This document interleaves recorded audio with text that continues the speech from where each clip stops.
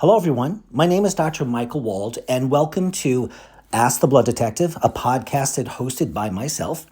Before we go into the topic of today, which I've entitled Toe Tagged Before Your Time, I want to give you just a brief background of myself. I was originally a doctor of chiropractic. I earned my master's degree in nutrition. I have a board certification in nutrition and other certifications and diplomas. For example, I did go to medical school. I earned my MD diploma, but decided not to get licensed in medicine. I'm located in Westchester, New York, which is an hour north of New York City. And in my private practice there, I provide all manner of laboratory and other sorts of assessment tests for the purpose of figuring out what each individual actually needs without simply giving lip service to that statement of what do we need individually. A practitioner, regardless of the type, cannot give personalized advice to the extent that another practitioner might, like myself, who can do laboratory work. I've published over 10 books, and one of them is a 500 and something page lab textbook on how to medically and nutritionally interpret lab. I've also done many podcasts on the topic of how to interpret your own laboratory work. And this presentation today, entitled Toe Tagged Before Your Time, and I'll explain what that means in a minute, is not unlike all of my podcasts in the sense that my main driving goal, I should say, for listeners like you is so that you can become a blood detective of sorts for yourself. If you learn a little something about lab, and if you learn something about how to ask the right questions to your practitioners, you will absolutely become much better at advocating for yourself. So today we delve into a critical topic that affects all of us, the early causes of death and their impact on increased morbidity or quality of life. So again, in this episode, we're going to explore the top 14 causes of death, shedding light on what you, the audience, can do in terms of prevention, treatment, avoidance, and natural interventions to combat these threats to our well-being. And most of the time, these sorts of preventative measures are just not taught by many practitioners, holistic and otherwise. I should first define what I mean by toe tagged. So the term toe tagged is derived from the physical act of attaching a tag to the toe of a deceased person, which serves as a form of temporary identification until formal procedures can be carried out. And the practice of toe tagging is commonly employed in morgues, medical examiner offices, and forensic facilities where deceased individuals are processed and examined. Okay, so today, we'll dissect the leading causes of premature mortality and diminished quality of life, which is otherwise known as morbidity. And by understanding these factors, I believe, and their implications, we can empower ourselves to make more informed decisions that can positively influence our health outcomes. Through a comprehensive review of each of these causes, we'll aim to equip you with, I would say, actionable insights and strategies so that you can mitigate these risks effectively in your life. I should also say as a disclaimer that the information I'm about to tell you is for your educational purposes only. It's not meant to substitute for sound medical or health advice, and your use or misuse of any of the concepts that I mentioned in this talk today or those that may be found on my website are your personal responsibility. So as we navigate through the complexities of these health challenges, I'm going to emphasize the importance of prevention as the cornerstone of longevity and vitality. It sounds like common sense, but most people don't act as if prevention is the cornerstone of their longevity and vitality, because if they did, they'd be living longer and they'd be living better because they would have adapted ways of living to avoid as much as reasonably possible early causes of death and causes of increased morbidity, which has to do with quality of life. So by adopting proactive measures and lifestyle modifications, I'm convinced that we can significantly reduce our susceptibility to these detrimental influences. And again, we're going to go over 14 of them. And furthermore, we'll explore the role of treatments, both conventional and alternative, in managing these conditions so we can enhance your overall well-being. Additionally, We're going to dive into the realm of natural and nutritional interventions that hold promise, because there's a lot of them out there, but we want to focus on the ones that actually have some serious promise in optimizing health outcomes and promoting your longevity. And by harnessing the power of nature's remedies and embracing a holistic approach to wellness, I'm absolutely convinced that we can all fortify our bodies against the onslaught of disease and pave the way for a healthier future. So again, I want to thank all of you for joining me today, tuning in to Ask the Blood Detective, and let's get to it. Now, we only have approximately an hour to get through 14 of the major ways in which most of you listening will die in this lifetime. So please listen carefully, take notes.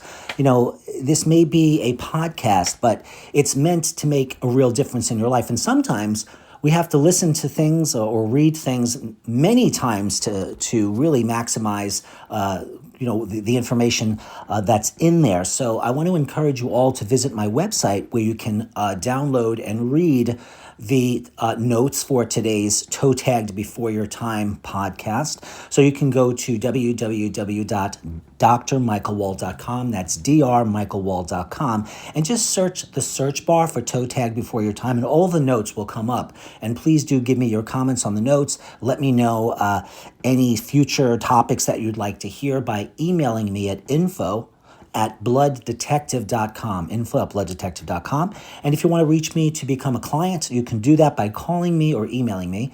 The phone number is 914-552-1442, 914-552-1442. All right. Now, according to the Centers of Disease Control and Prevention, which is the CDC, the National Centers of Health Statistics, the top 14 causes of death in the United States are as follows. Number one is heart disease. So heart disease is the leading cause of death in the U.S. for men and women. We're talking approximately 655,000 deaths per year. And many of these deaths can be avoided and certainly delayed if people just did a few things. Number one would have to be avoiding foods that increase cardiovascular risk. Now, these might amount to foods that are high in saturated fat, which raises cholesterol, and or foods that might be pro-inflammatory for that particular person, and testing can help determine that. And also managing foods that might cause an adverse blood sugar response, because blood sugar issues are not only linked to inflammation, but also can raise some of the fats in the body, such as triglycerides. So if you have blood work that shows that your triglycerides are elevated, you likely have prediabetes. And you'd want to look at your hemoglobin A1C test, which is a 2-month or so average of your blood sugar, to figure it out. And we know that diabetics, for example, which have elevated blood sugar, and therefore an elevated hemoglobin A1C, we know that the number one cause of death in them is also heart disease. So there's a heart disease blood sugar connection. So these are just some basic concepts I'm trying to drive through on each of these 14 causes of death. But when we're talking about heart disease, we also need to think about reducing stress, proper sleep and hydration, and also learning proper coping skills, along with exercising the correct way. Now, many of you think you know what that means, but I find with my clients over the years that most people have no idea what that actually means. When I ask them, well, what do you mean about exercising regularly? And they say to me, well, Dr. Wald, I walk a lot. I do a lot of things throughout the day, so that counts for exercise. No, it doesn't. Exercise is, in terms of reducing cardiovascular risk and mitigating cardiovascular risk that exists currently, is exercise that is aerobic, which elevates the heart rate in a certain range that is based upon what some statistics show is the range that people of a certain age should fall into during the time that they are exercising. But that's, of course, generalized and not specific to a person. I would ask a whole slew of questions for my clients during the process of determining what sort of exercise they should do, where their heart rate should be, and for how long, how many days per week, and all of that. But these are the basic components of what it takes to lower heart disease risk. And of course, heart disease includes hypertension and stroke predisposition. And when those are there, specific types of tests should also be employed. For example, with hypertension, we want to know about magnesium levels levels because magnesium lowers blood pressure. We want to know about calcium utilization in the body because calcium can deposit in arteries causing stiffness or atherosclerosis. And also with heart disease, we sometimes have clotting issues. So we might want to think of ginkgo biloba and omega-3 fatty acids and other anti-clotting nutrients, but they are not to be used, these anti-clotting nutrients, if a person is on anti-clotting medications. Okay, the next cause of death and what to do about it is cancer. So cancer is the second leading cause of death in the U.S., again, in both men and women. We're talking just under 600,000 deaths per year. And a lot of these are they just don't need to happen because we know a lot about what causes different sorts of cancers, more or less depending on the type of cancer. Now, when you think of what you need to do to help reduce your risk of cancer, well, a couple of basic things would include early detection. Early detection means getting the right testing done at the right time. Now, what I mean and what I'm implying here is that there is a time where you can do the right test at the wrong time. For example, many clients say to me, Dr. Wald, can you measure cancer markers because I want to see if I have any cancer in my body? Well, there is no reliable single test that tells us that we have cancer in our body. There are some tests out there that claim to provide exactly what I just said, but they don't. I'm not saying they're useless. But generally, there's a combination of tests. But this is important for you to know that cancer marker tests can be falsely positive just from inflammation in the body. And if you don't have cancer and you have inflammation and you do some of these cancer tests and they're positive, that's going to force your doctor to do other tests which in and of themselves might expose you to risks such as CT scans and PET scans, which are loaded with in terms of radiation and your exposure to it. So a careful consideration really must take place before a physician or a doctor who can do laboratory work will go ahead and do cancer tests in terms of blood tests. And there are other scans as well. And there are many other tests that indirectly increase the doctor's clinical suspicion that there may be cancer. Again, I'm just giving you a little taste of the process in the background of what to consider when wanting to avoid cancer. Now, other than early detection and regular screening, if you do have cancer and if you've had cancer tests performed, that they need to be done on a regular basis. And no conversation about cancer prevention would be complete without mention of a healthy lifestyle to reduce the risk of cancer. So if we wanted to reduce the risk of, let's say, renal cell carcinoma, which is a cancer of the kidneys, and maybe pancreatic cancer and lung cancer and mouth cancer and tongue cancer, we certainly would say avoid cigarette smoking. There's also all kinds of other potential causes of different cancers. For example, bladder cancer might be related to plastics exposure. So when we're looking at healthy lifestyles to reduce the risk of cancer, it depends on the cancer, it depends on the stage in the person, and the rest of the entirety of an individual's health picture so that a practitioner could make the appropriate lifestyle suggestions in terms of diet and nutritional supplements that take into consideration all of these possibilities that I just discussed in terms of causes. Okay, and there's a lot more that can be done. For example, clients will say to me, Dr. Wald, well, don't you want to detox me with this cancer? And I say to them, well, detox what exactly? And they just look at me. They're like, well, I heard that this product is the best detoxifier in cancer. So there's no single product that could possibly do that because it would have to be made for the individual. So what a blood detective does and what I do as the original blood detective is I look at someone's laboratory work and I compare their labs to healthy people as well as average people. And then I figure out the proper food intake they should have and nutritional supplements based on sometimes 10, 20, 30, 40, 50, 70 pieces plus of chemistry, whatever it takes to figure it out. The number 3 cause of death in the U.S. recently was COVID-19.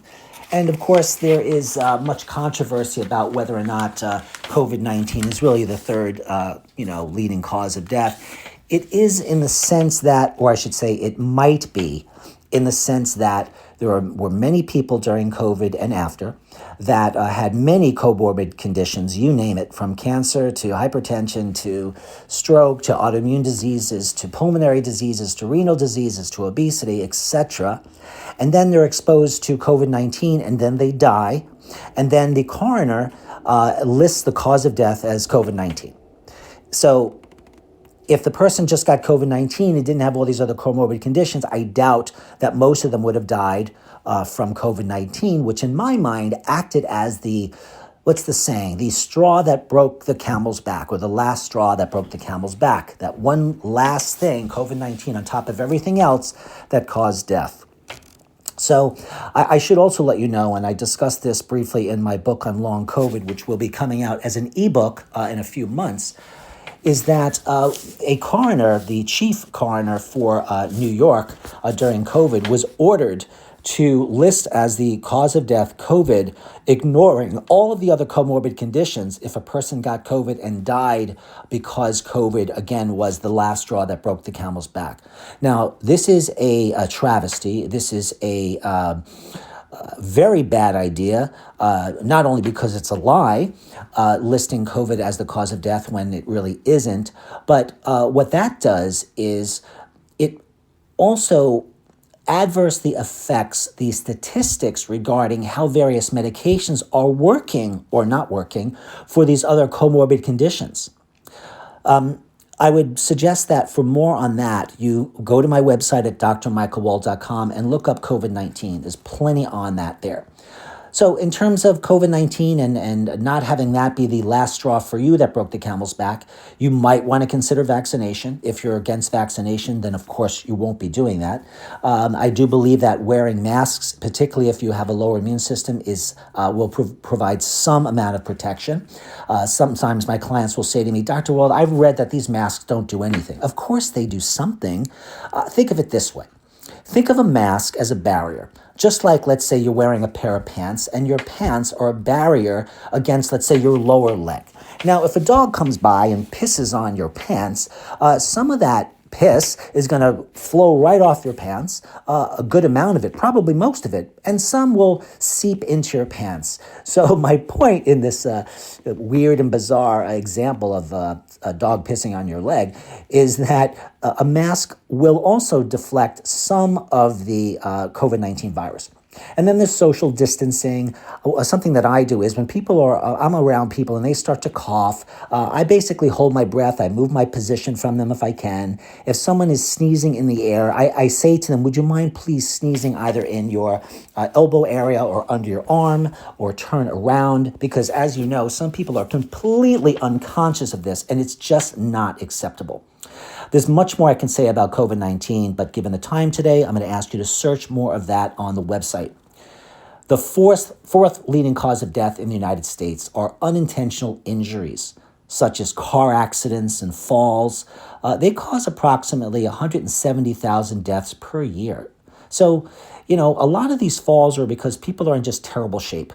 The people that when you're driving your car and the light is finally green for you, and then they start to, and I say run with quotations around it, across the street, and they look like Walking Dead characters. And I don't mean to be funny here, but people are in such terrible shape, particularly once they, from 40 beyond. If you haven't exercised most of your life, you can't run 10 feet, some people. So they're falling and they're hurting themselves and they're getting injuries that they're not recovering from.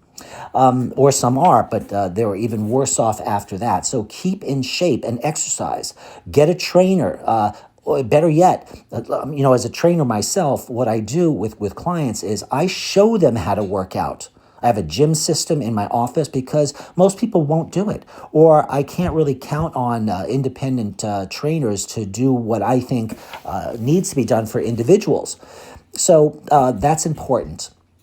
And as far as other unintentional injuries, depending on your place of work, just be mindful of the dangers around you. Wear your seatbelts, use helmets when you're on a bike, practice safety precautions like these can help reduce the risk of unintentional injuries. The fifth leading cause of death is chronic lower respiratory diseases. So chronic lower respiratory diseases such as chronic obstructive pulmonary disease, otherwise known as COPD, cause approximately 150,000 deaths per year in the U.S.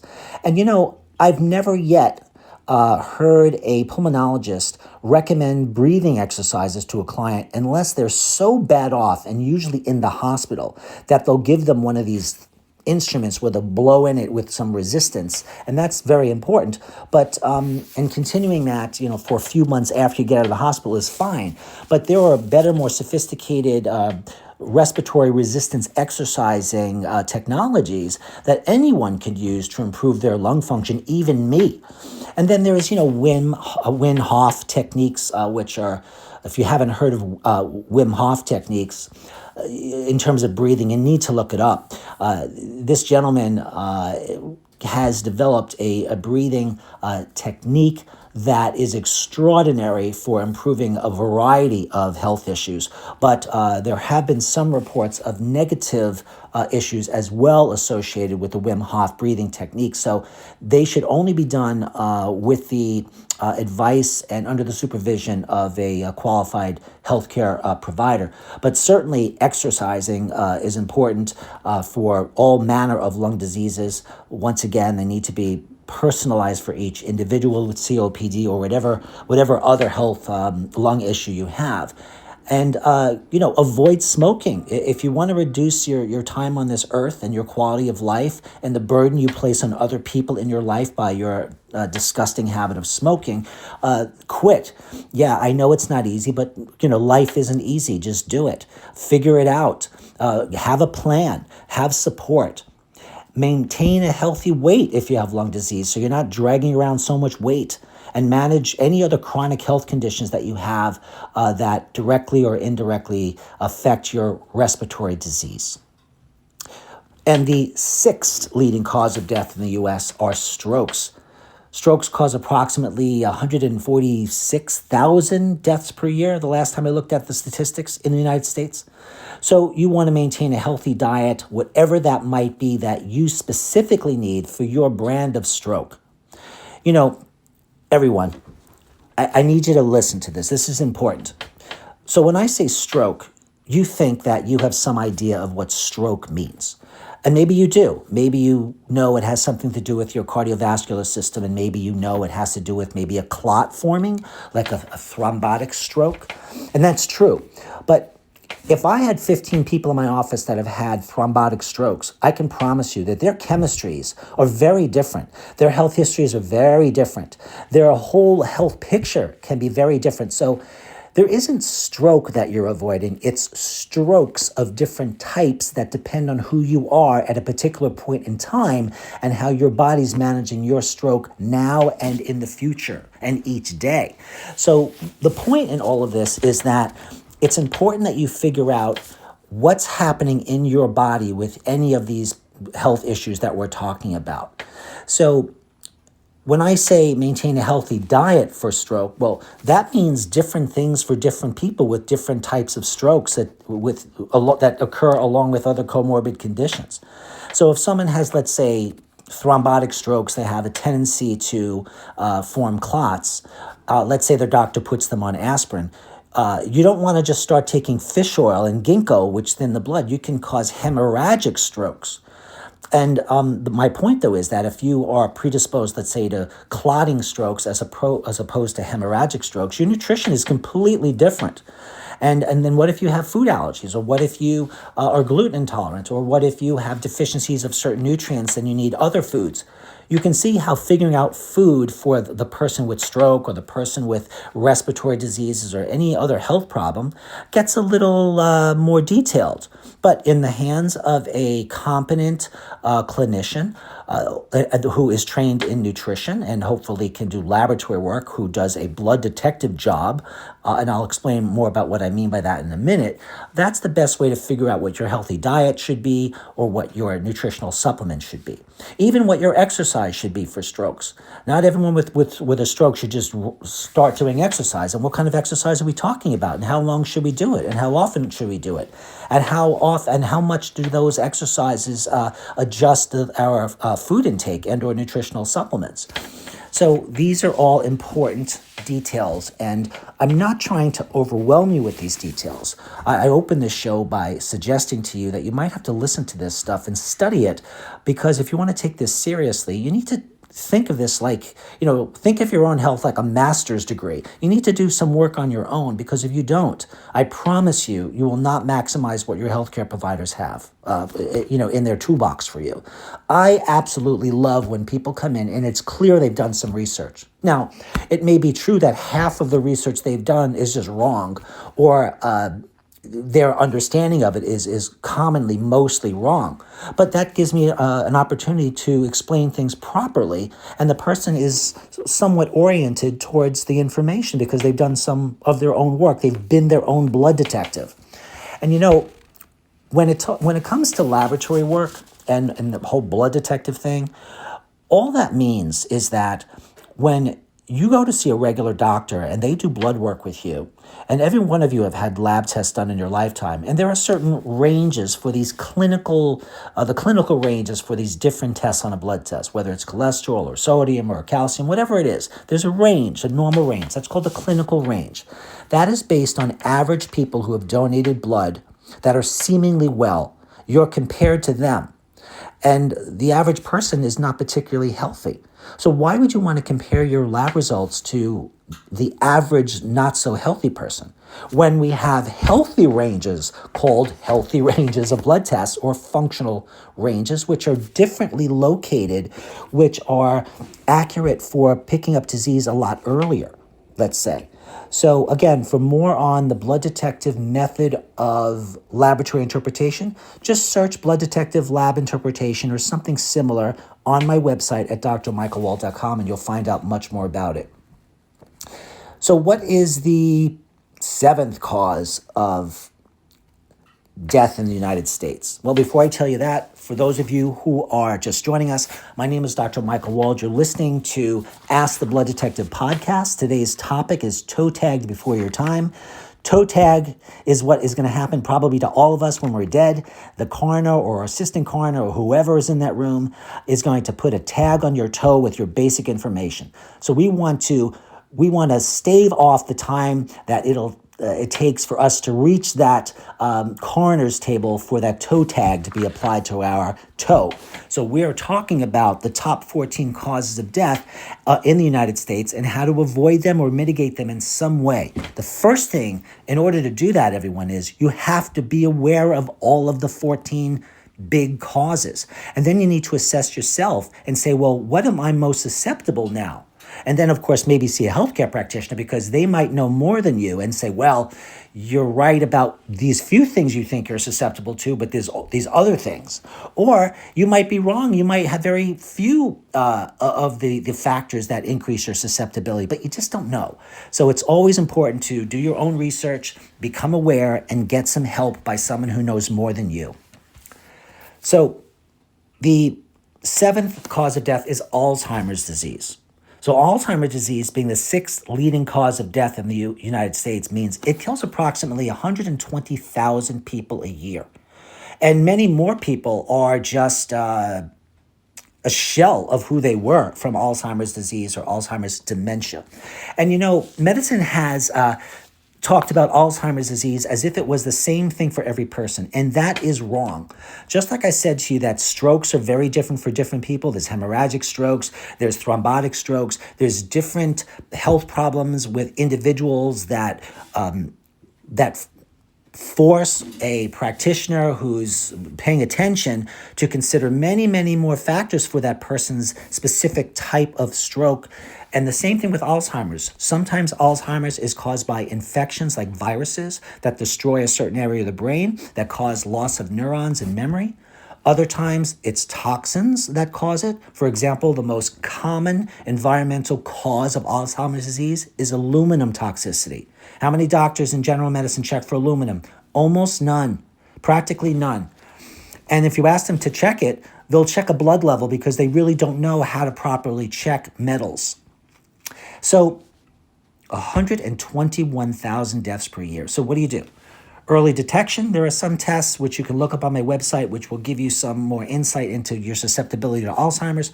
But the ones recommended in medicine are not the ones recommended in alternative medicine by me. So for example, your doctor is not going to consider aluminum to be a factor, but it is a factor. If you don't believe me, you can just go to pubmed.com, which is the National Library of Medicine, and in the empty space, type in Alzheimer's disease and aluminum. Type in Alzheimer's disease and omega-3 fatty acids. Type in Alzheimer's disease and GABA. Type in Alzheimer's disease and magnesium and zinc and amino acids and medium chain triglycerides. And the list goes on in terms of foods and toxic factors that can degenerate the brain, causing Alzheimer's, smoking, etc. So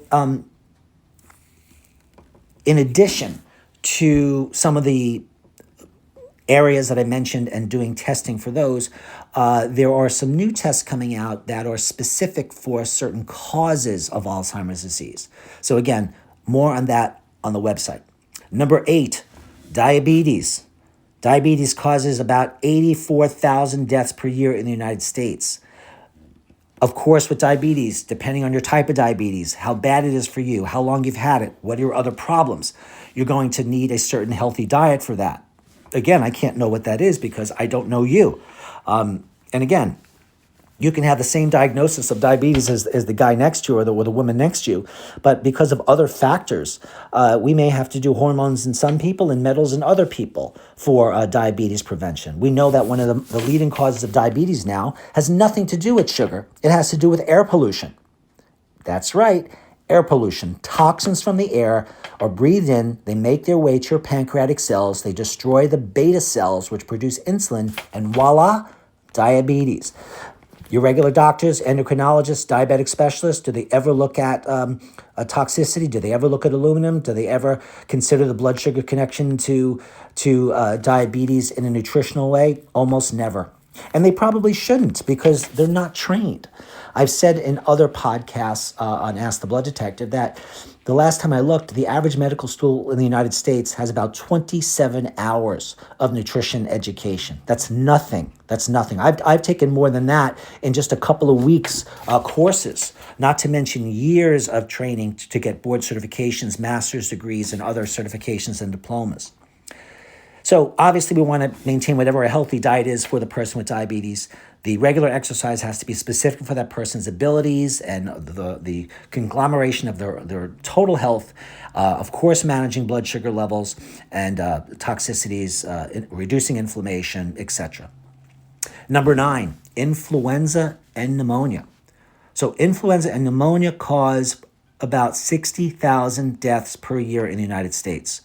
So some doctors push vaccination, and again, for influenza and pneumonia, good hygiene, because you don't want, let's say, dirty fingers with bacteria on your fingernails, and then that can, you bite your nails, and that makes its way into your body and in your lungs. Maintaining a healthy immune system will help reduce the risk of both influenza and pneumonia. But what does that even mean? We have 3 different main arms of our immune system. We have a cell-mediated immune system. We have a humoral immune system and a complement immune system, and within each of those immune systems, there are sub-immune systems, and they respond to different types of nutrition and to different types of lifestyle. But the good news is we can do the testing. We can do the blood detective testing and figure that out. Okay. Number 10 cause of death is renal or kidney disease. Causes approximately 50,000 deaths in the United States. There's many different types of kidney disease, and depending on the type, we need to pay attention to the diet more or less. For example, kidney disease that is progressing and there is various degrees of renal or kidney failure, they should not be consuming animal proteins. Animal protein will cause the kidneys to fail much sooner, but studies have shown that vegetable form of proteins do the opposite. They help to rejuvenate the kidneys. Is that going to be the only factor? Absolutely not. If the kidney disease was from, decades of smoking causing arterial sclerosis and oxidative and inflammatory stress in the kidney system, that needs to be managed. If the kidney disease is renal carcinoma, there's completely different nutrition for that. There's objectively different nutrition for all of these things, meaning that in a textbook, there are certain nutrients and foods and exercises and lifestyle ways of improving one's health that we want to consider. And then there's what the individual's actual needs are compared to that. And those are the fundamental factors, but not everything, that I personally use to figure out what each person needs. And it takes a couple of weeks to figure that out. Sometimes it takes a couple of months. So we need to figure out what a healthy diet is for the particular individual with whatever cause of renal disease they may have. We know that exercise improves blood flow to the kidneys and can help revitalize them. And managing other chronic conditions in the body can take stress off the kidneys, because the kidneys are detoxifying organs. But I do want to mention something that could be a game changer and is very, very simple for people with renal failure, and is almost never mentioned by nephrologists, kidney specialists to patients. I know this because I've been following these patients for over 30 years and almost never see this suggestion given. And that's the use of sodium bicarbonate, baking soda. And several hundred milligrams of baking soda over the course of a day can help improve renal function in some people. And before you do something like that, talk to your nephrologist, talk to your holistic practitioner. If they're against it, you need to get good reasons why, because it almost never is something that cannot be done. But there are times when it cannot be done. I want to remind you of the disclaimer, okay? All this information is for your education. Any use or misuse of it is totally on you. Don't try to do this by yourself. It was a completely different condition today, where I had a family come in with a father with pancreatic cancer, and they had been giving him a variety of nutrients that they read about in a book. Almost everything they were giving him was harmful. The doses were wrong, the timing was wrong, some things made no sense, the combinations made no sense. So, you just need to get help sometimes with these conditions. The 11th leading cause of death in the United States, can you guess what that might be? Well, suicide is the 11th cause of death in the U.S. 48,000 deaths per year. People are killing themselves, 48,000. You want to recognize and address mental health issues.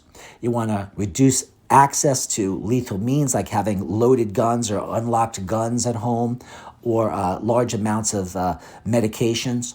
And supporting these individuals in need can and does help reduce the risk of suicide.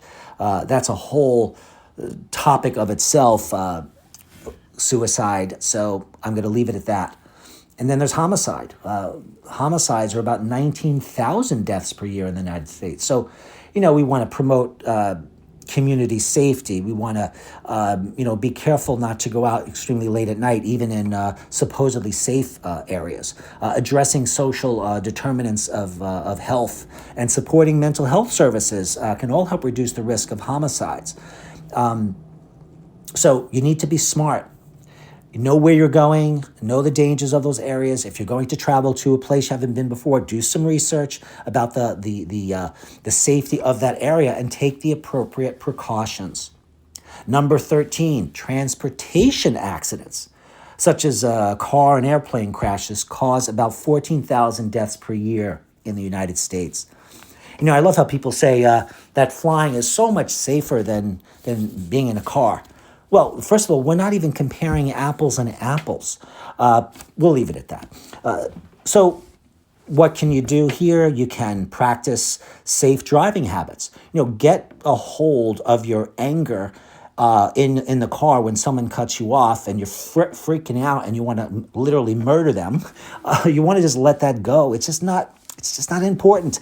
If someone cuts you off, just let it go. Don't hold on to that stress and have it ruin your day. Don't be that person who reacts that way, who can't control their emotions for 5 minutes. So, when you get in a car, you're getting in, a potentially dangerous device, and it's a tool.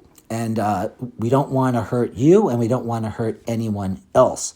So safe driving habits, wear your safety belt, maintain your vehicles, make sure your tires are balanced, and all of these things can help reduce the risk of transportation accidents. Do not drive when you're under the influence of either alcohol or cannabis or any other medication that you've been warned could influence your attention, okay? Not your attention and your energy and your focus and all of that.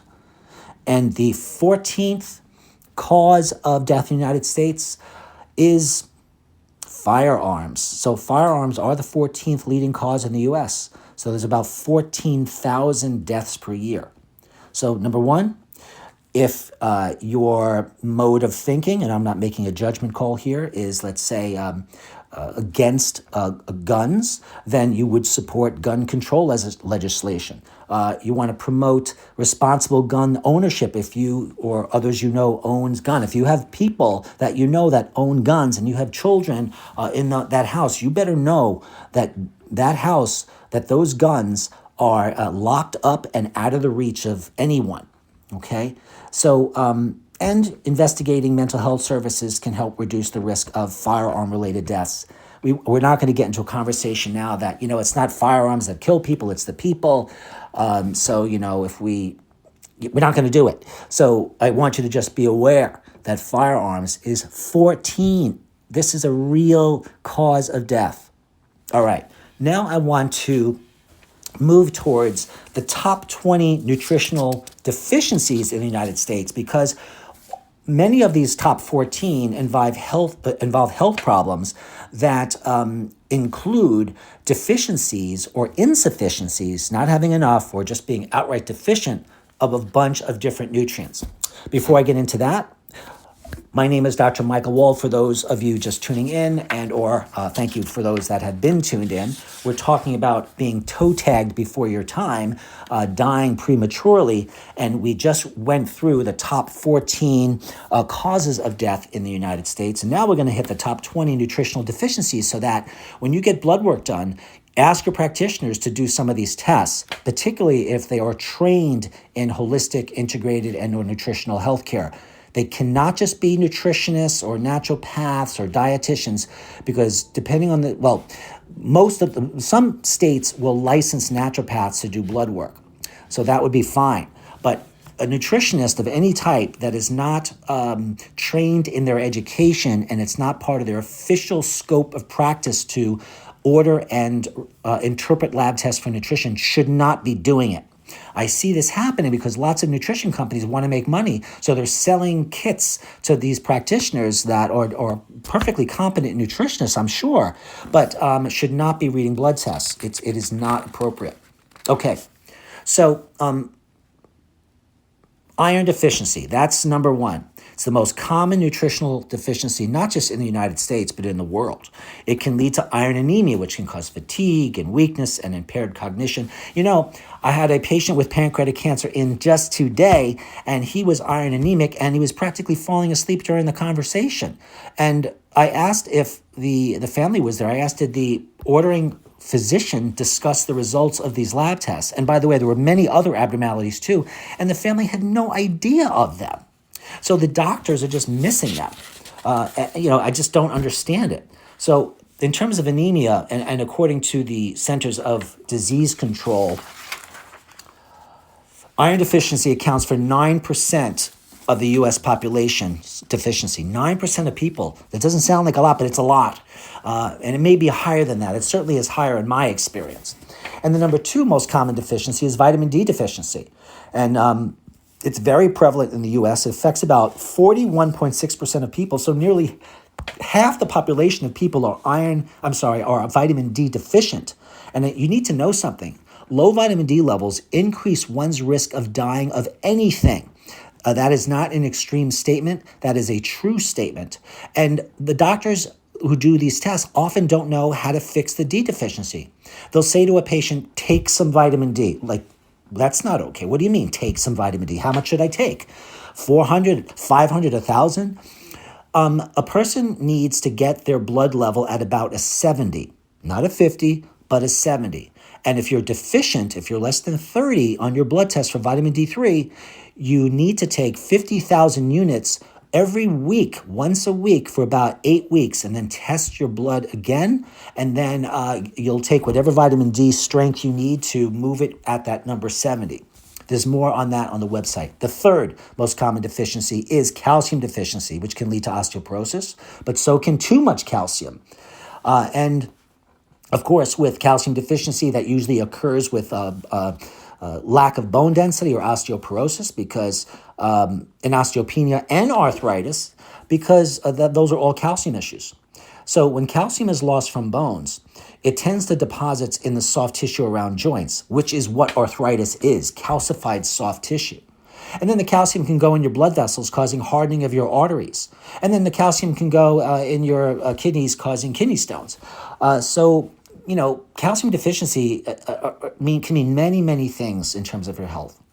The number fourth deficiency is vitamin B12 deficiency. So the B12 that most people want to take is called methylated B12, and it can cause a deficiency. There are over 14 different types of deficiencies, of anemias. Iron is one of them, B12 is another, B6 anemia is another, vitamin C anemia is another, protein anemia is another. I can go on and on. So according to the National Institutes of Health, about 3% of adults have borderline or deficient vitamin B12 levels. However, please listen. If your blood work, if your serum or plasma vitamin B12 level is elevated, you still might need vitamin B12 to get in your cells, because the plasma serum level is the fluid around your cells. It could be normal there, the B12, or even high, because it's not getting in the cell. And the only way to know that is to do a test called a peripheral blood smear. And that's a test that most doctors do not do, because they will not take the time to look at your blood under a microscope to look at the size of your cells to determine if you have a B12 deficiency. Number 5 is magnesium deficiency. About 12% of the population has that. Magnesium is needed for over 500 enzymes. Enzymes run all the reactions in your body, so you got to get it checked. You do a serum magnesium if you want to know what your magnesium has been for the last 4 or 5 days. If you want to know what your long-term magnesium has been, you do a white blood cell magnesium level, because white blood cells live longer than red blood cells. And that's what there is to say about that. The 6th most common deficiency in the U.S. is potassium, which can cause muscle weakness, cramps, irregular heartbeats. This is a serious problem. The CDC estimates that about 98% of Americans consume more sodium than potassium, which can contribute to a relative potassium deficiency. Number 7 most common deficiency in the U.S., zinc, which can impair immune function, can cause growth retardation, can lead to delayed wound healing, can impair the immune system. There's over 125 different enzymes that require zinc. Number 8, iodine deficiency. And for those of you thinking it's a cure-all for your low thyroid, forget it. Because most of the time when you take too much iodine, you cause a thyroid problem. But for those few people who do these days actually need iodine, taking the right amount is crucial. So don't just take a bunch of it. So iodine deficiency, if it exists, can cause low thyroid, that's hypothyroidism, a goiter, which is an enlarged thyroid, and developmental issues in children, intellectual disabilities, and who knows how many special needs conditions are caused from hypothyroidism. And the CD reports that about 13% of the U.S. population has iodine deficiency. Most of the time, the thyroid issues are caused by other problems, far more than they are caused by iodine. Number 9, selenium deficiency. Selenium deficiency will impair immune function, and having a deficiency of selenium will increase the risk of many cancers. And the National Institute of Health estimates that about 10 to 15% of the U.S. population is deficient in selenium. So how much should you take, with what you should take? That's what your qualified healthcare provider will tell you. Number 10, folate deficiency, which is a B vitamin. 50% of pregnant women do not consume enough folic acid, and they need methylated folic acid, and the folic acid that most OBGYNs give is non-methylated. And we're talking 80% of birth defects are caused by a deficiency of one B vitamin, folic acid, and still our doctors aren't giving the right type to people. Number 11, vitamin A deficiency. 19 million preschool age children globally have vitamin A deficiency according to the World Health Organization.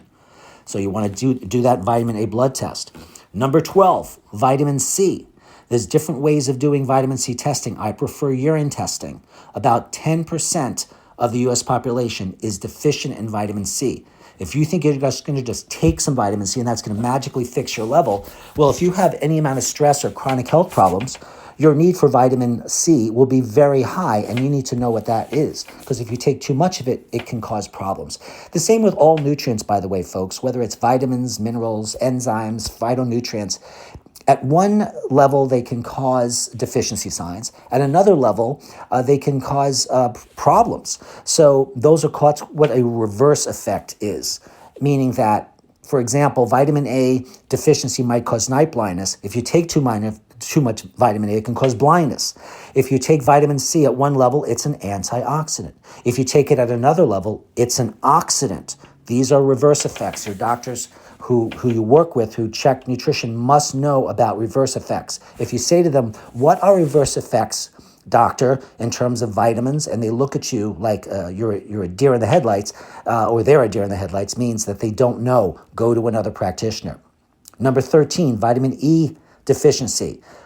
That deficiency, according to the NIH, is between about 10 to 15% of the U.S. population. And you need to take that in the right doses, because a certain amount of vitamin E can, let's say, improve your immunity. Another amount can reduce it. A certain amount of vitamin E can help your blood clotting. At another amount, it can adversely affect blood clotting. Number 14, fiber.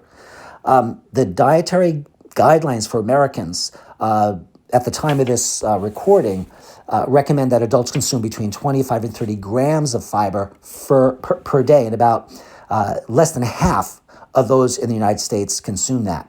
And that could lead to constipation, toxicity, hemorrhoids, increased risk of colon cancer, you name it. Number 15, omega-3 fatty acids.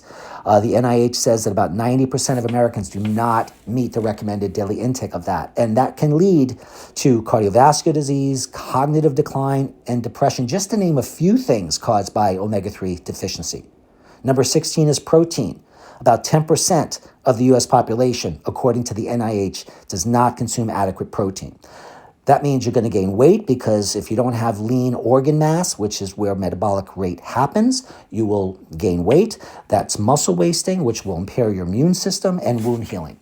Number 17 is choline deficiency. Deficiency of choline will cause neural tube defects, which is a very horrific type of abnormality or set of abnormalities in newborns that occurs during embryologic development. And the NIH says that about 90% of pregnant women in the U.S. do not meet the recommended choline intake. And then there's copper deficiency. We're talking 10 to 15% of the U.S. And if you don't have copper, you're going to get copper anemia. You're going to have impaired immune function. You're going to have joint problems and connective tissue disease, potentially. And the last two, manganese deficiency. It sounds like magnesium, but it's not. It's manganese, which is according to NIH, around 10 to 15% of the U.S. population does not meet their needs. You need manganese for bone formation, to fight fatigue, and for many vital brain functions. And last but not least is chromium deficiency. So if you are deficient in chromium, which is a mineral, that can cause you to be insulin resistant, which can impair your glucose metabolism and lead to the development of type 2 diabetes and other problems. The NIH estimates about 10 to 15% of the U.S. population does not have that. Now, on the website at drmichaelwald.com, if you search toe tagged before your time, you'll see additional notes in this, the notes for this talk, entitled How to Correct Nutritional Deficiencies. So these deficiencies I just mentioned, these 20, I give you like what foods that they are in for, let's say, vitamin D and iron and magnesium and calcium, all of that, like what foods to look at. And then if you search my website for how to read your blood tests, let me correct myself. You will find notes under the toe tag before your time at the very end of the notes that are entitled specific laboratory tests for each of these deficiencies, and you'll know what test to ask your doctor for. This has been a presentation entitled Toe Tag Before Your Time. I hope it was useful to you. I hope you listen to this again, because if you are aware of these top 14 causes, if you know a bit about the top 20 nutritional deficiencies, and you know what testing and foods you can do to fix these things, you're going to be in a much better position to live a higher quality life. And that's really what I want for all of my listeners out there.